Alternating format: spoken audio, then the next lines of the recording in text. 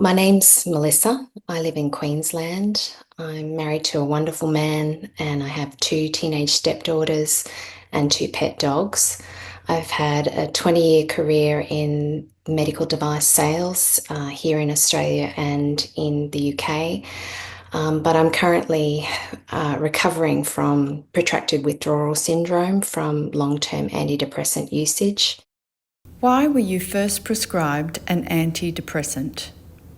I was prescribed when I was 22 and I had just had a relationship breakup.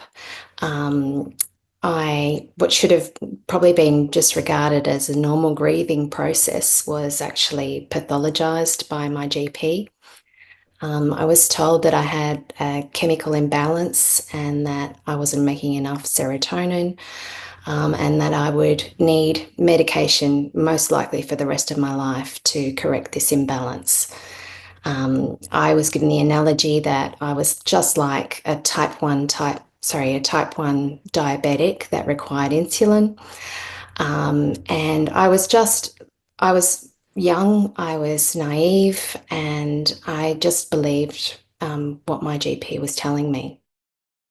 How did the antidepressant make you feel? Initially, I didn't feel a lot of change. I was just encouraged, just give it more time. And then after a while, they decided to increase my dosage. And then when it wasn't really doing much, I tried many different SSRIs. I tried different SNRIs. I noticed after a while that I just started becoming quite numb emotionally. I wasn't feeling the lows as much, but I couldn't experience any of the highs either. I put on a lot of weight. I completely lost my libido.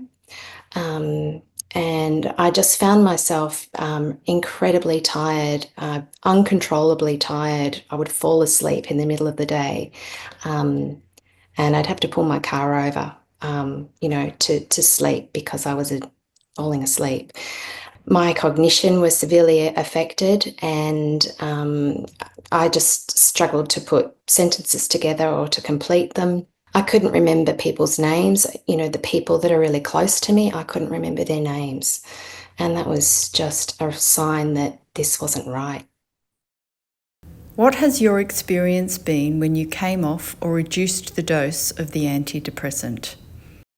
This, yeah, my life literally fell apart.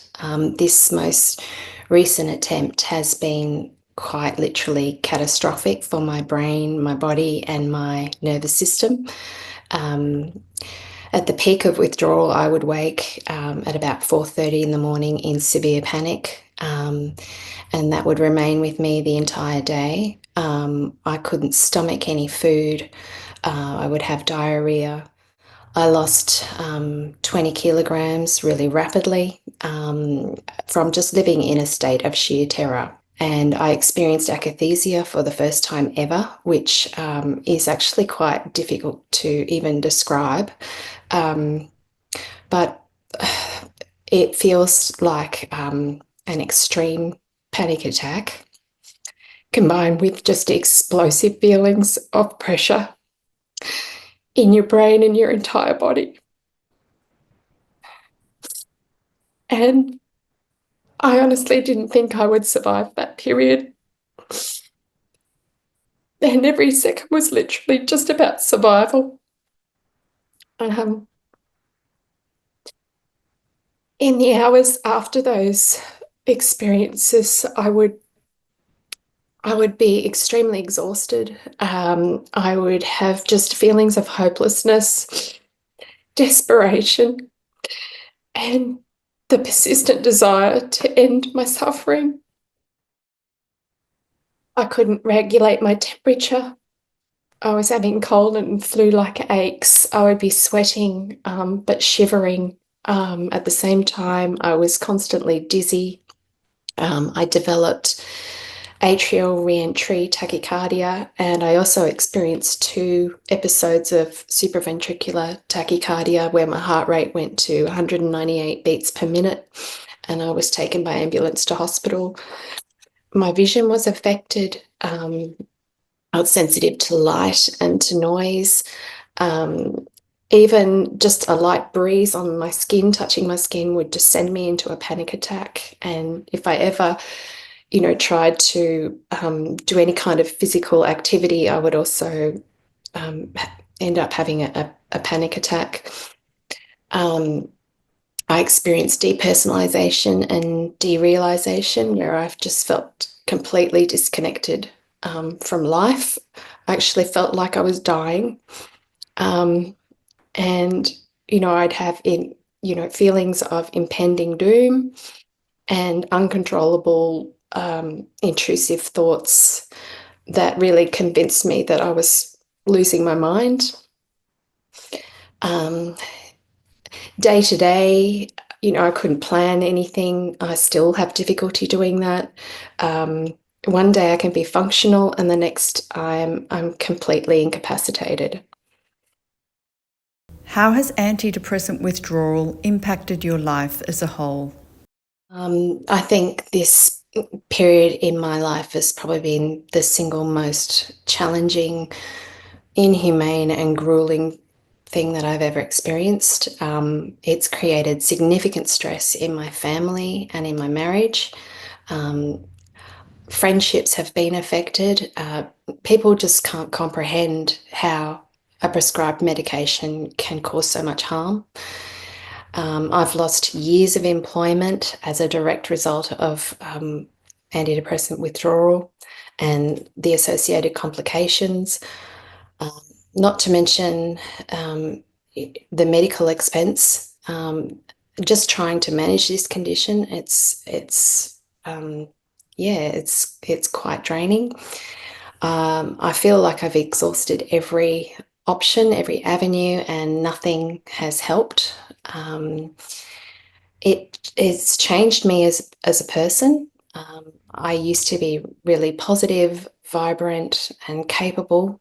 Um, and I've lost confidence in myself. And I just hope and pray that in time I will get my life back.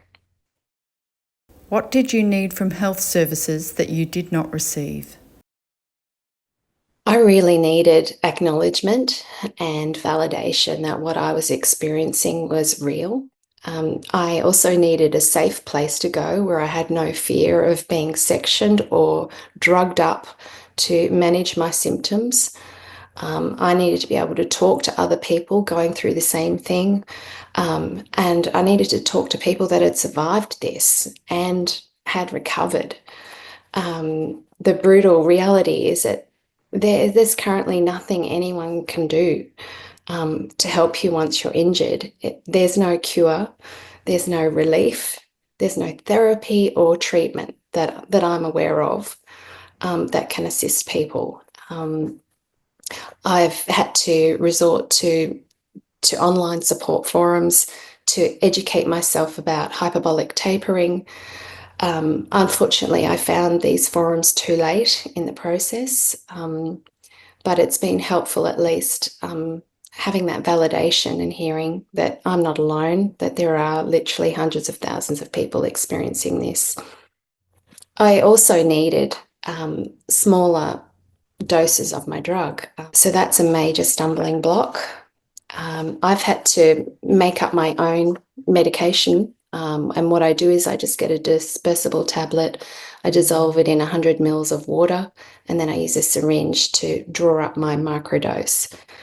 But this is crazy that I should have to do this. And when I talk about this with other health professionals, they just look at me strangely, like I'm going nuts. This is crazy what you're doing. And that's when I have to actually educate them about the latest research, and fill them in on the current guidelines as well. And yeah, it's really not good enough.